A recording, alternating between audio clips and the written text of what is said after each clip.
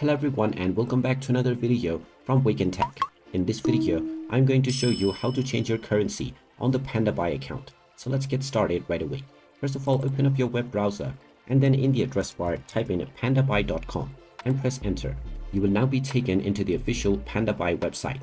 If you haven't logged into your account already, you can click on the account icon at the top right corner and then use your email address and your password to log in.